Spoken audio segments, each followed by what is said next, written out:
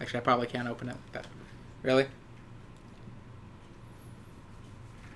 Happy Pride, guys. It's June time, and you know what that means? That means it's Pride Month. She's stuck here. I gotta deal with her right now. So yeah, June comes around, and with every June comes the month of June. And that comes with Pride Month. I'll be honest, I've been kind of looking forward to this Pride Month, which is funny considering last Pride Month I didn't like... I liked one of the several books I read that month. And yeah, I was not happy. I never actually ended up getting out my video where I recommended stuff I had read that year, where it was LGBT, friendly, and I liked it. So I do apologize for that never coming out. So last year it was just me kind of bagging on a whole bunch of LGBT books rather than me reading books and reviewing them on my channel, hopefully providing them to a greater audience for people who hadn't quite heard of them yet. Which, is a big thing to say with someone who barely has over 300 subscribers, but not the point here. I don't really want to dwell on Star Wars Month too much. I did have some great time, though. That was Star Wars based on a book series video. Did a lot better than I was hoping it would do, which, again, kind of wild to say. Yeah. Anyways, I curated a list of books that I've actually been keeping my eye on for a while, and I just finally decided, I'll get it, and I'll read these books. So without further ado, let's go ahead and get into this. As we know, I try my best to keep and hit every notch of that LGBT spectrum, with the first book being L, the second book being the G, and the third book being the T, because B often is included with the L or G. And the fourth book of that month being a wild card, being whatever I can find that fits in there, and maybe more. And I try to read a bunch of smaller books in between. So, that being said, let's go ahead and see what books we have on the chopping block. Chopping block feels bad. Let's go ahead and see what books we have on the menu for this month. Yeah. I should have watched a couple Reading Rainbows and done my intro a lot like that. I'll keep that in mind for the future. But the first book of the month that I'll be reading is Malice by Heather Walter. It's basically... I've had my eye on this book for a couple years. Not a couple. It's only been about 5 years now. Really, Vegas? Anyways, as I was saying, I've had my eye on this book for about 5 years, 5+ years. But I've never been able to get it because it was always really expensive, and when it wasn't expensive, it was out of stock. But finally, there was a nice period where I both had the money and was able to buy it. So, I always wanted to do it. It's basically a retelling of the Sleeping Beauty myth, but this time as a lesbian romance, as opposed to the original, or, like what Maleficent did, where it recontextualizes the relationship between Maleficent and Aurora into more of a mother-daughter dynamic. That being said, here's what it says. Once upon a time, there was a wicked fairy who, in an act of vengeance, cursed a line of princesses to die. A curse that could only be broken by true love's kiss. The handsome prince, the happily ever after. Utter nonsense. No one in Briar actually cares about what happens to its princesses. Not in the way they care about their jewels and parties and charm-granting elixirs. I thought I didn't care either, until I met her. Princess Aurora, the last heir to the Briar's throne. Kind, gracious, the future queen her realm needs. One who isn't bothered that I'm Alice, the Dark Grace, abhorred and feared for the mysterious dark magic that runs in my veins, even though it was a power like mine that was responsible for her curse. But with less than a year until that curse will kill her, any future I might see with Aurora is swiftly disintegrating. I want to help her. If my power began her curse, perhaps it's what can lift it. Perhaps together we could forge a new world. Nonsense again, because we all know how the story ends, don't we? Aurora is the beautiful princess, and I'm the villain. So, I don't know if Alice is supposed to be a direct XP of Maleficent in this story, or she's like a Maleficent descendant. Based on the back, I'm gonna guess she's a Maleficent descendant who falls in love with Aurora, or whoever was the original Aurora and her descendant. I'm not sure I'm entirely happy with the idea that an entire kingdom would just be like, yeah, princesses can go fucking rot, more than anything, because like even from a logical point of view that doesn't make sense. But again, fantasy world, I can accept some things. Plus, after some of the books I read last month, I can just accept it. That's not the worst premise I've read. But yeah, I really don't have much else to say about this. I've been stewing over this book for like 5 years, so I think any initial thoughts I've had have long since sunk deep. I really do like the cover art, though. I'll give it that. But yeah, that being said, I'll just go ahead and move on. Now, a more recent book that I had in my eyesight is The White Trash Warlock. Now, this is one of those ones that I've definitely had my eye on for a while. And I know I mentioned it last year, but it's a gay story written by a gay man. So I'm hoping the story isn't just constantly focused on the sex aspect of the relationship. Because like I mentioned last month, one of the things that was starting to get on my nerves with gay romances or gay stories with gay characters at all is that when it comes to two guys and it's written by a woman or a assigned female at birth person, the book almost seems entirely focused on how much sex those two guys can have. I saw it in Not That Complicated, where I think the book suffered from it. It was even in a book I did like Red, White, and Royal Blue, where I did really like that character dynamic and they had great chemistry. But there was a period in the book where the two were just constantly going at each other. And I thought the story was going to address that because they almost seemed to be using sex as a stress ball coping mechanism. And that's not a healthy way to approach the relationship that they had budding. But no, it was just because they couldn't keep their hands off each other. Which, again, is fine, but it's like, there's got to be more to a romance than that. I'm not interested in romances that are entirely physical when it comes to literary works. Unless there's a reason narratively for that. But anyways, what is this book about? Let's find out. Not all magicians go to schools of magic. Adam Binder has the sight. It's a power that runs in his bloodline. The ability to see beyond this world and into another, a realm of magic populated by elves, gnomes, and spirits of every kind.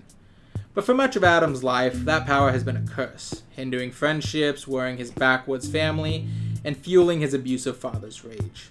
Years after his brother, Bobby, had him committed to a psych ward, Adam is ready to come to grips with who he is, to live his life on his terms, to find love, and maybe even use his magic to do some good.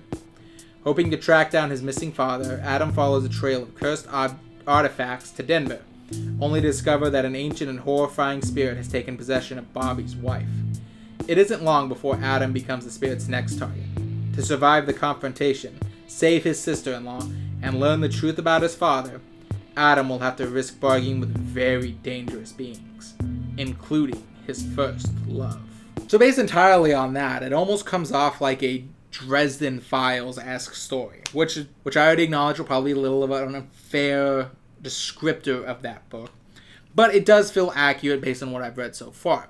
It seems to be more of an urban fantasy detective novel with a character who's made bargains with greater powers in the future and is currently using his powers now to try and help people.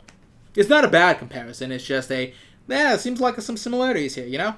But yeah, I just, like I said, I think I've said most of my piece on this particular entry, so I'm going to go ahead and move on. Now, the next few books, I don't currently have physical copies, and honestly, I may just get them on my Kindle or my tablet here, so I can read them there. But, that being said, first one I want to talk about is Dreadnought. Or, I guess it should be over here. Dreadnought. Now, I remember this book getting passed around the YouTube landscape not a few years ago, like 4 years ago now, which I know in internet time is a lifetime away. But Dreadnought is one of my favorite genres, the superhero genre. And it's not, I'll be honest though, I guess I haven't read too many literary superhero genres. I've mostly read comic book superheroes. Not that I don't have superhero genre. Not that I don't have superhero books. I have actually plenty of those. Actually, like 2 years back, I was trying to do a superhero September. But I let you guys vote, and you guys wanted to do something else. I don't remember what it was. you guys voted something else. But I do have enough to do a superhero this September, but that's not what this is for. This is because I just think this book is good, and I finally gotten around to reading it. So, that being said, let's just figure out what it is. Danny Tozer has a problem. She's just inherited the powers of Dreadnought, the world's greatest superhero.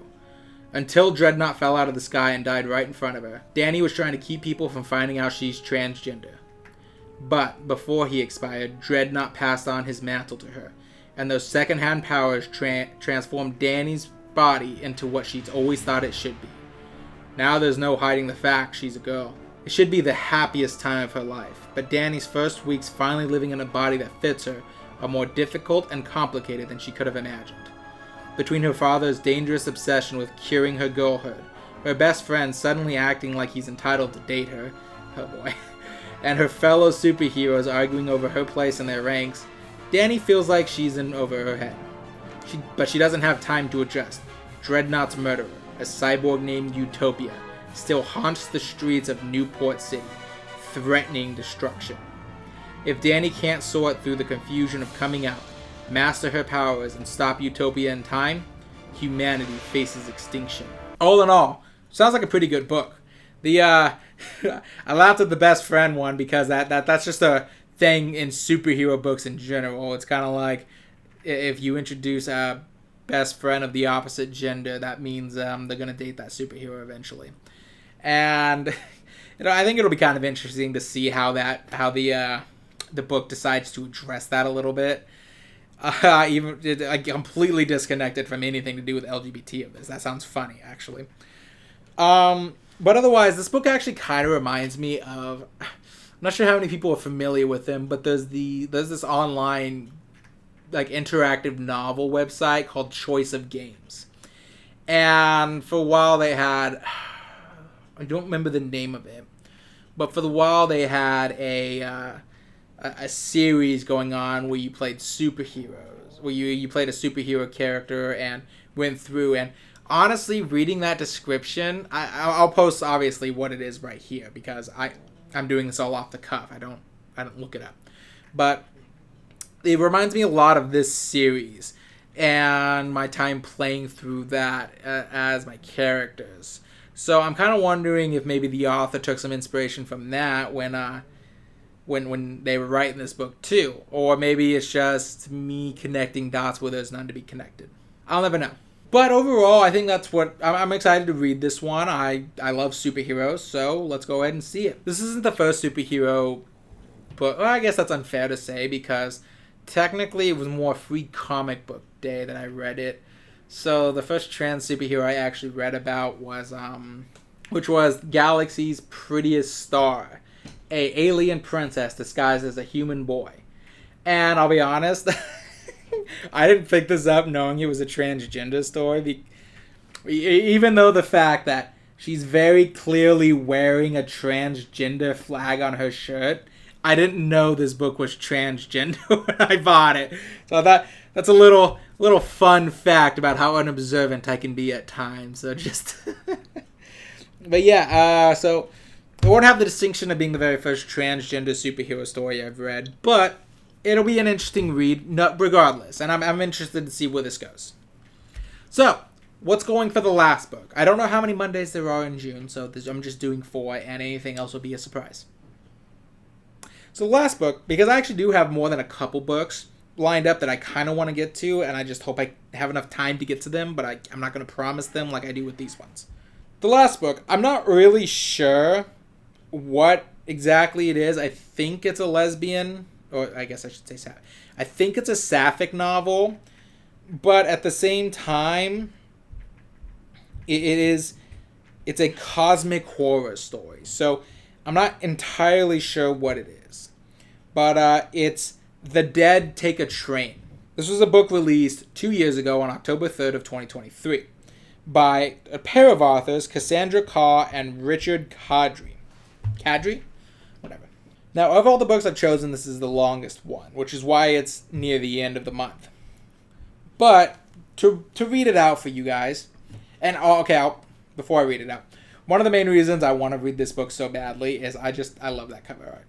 I really do love this cover art. This is one of those cover arts where it's like, ooh, this immediately made me add it to the list of stuff I want to read this month.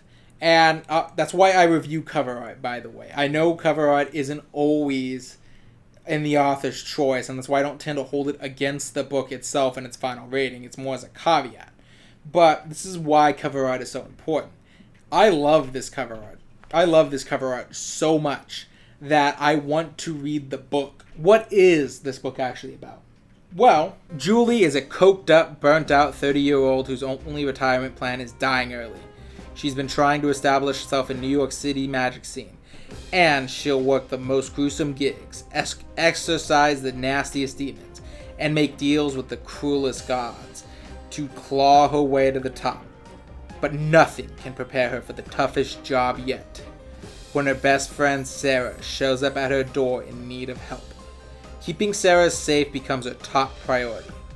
Julie is desperate for a quick fix to break the dead-end grind and save her friend.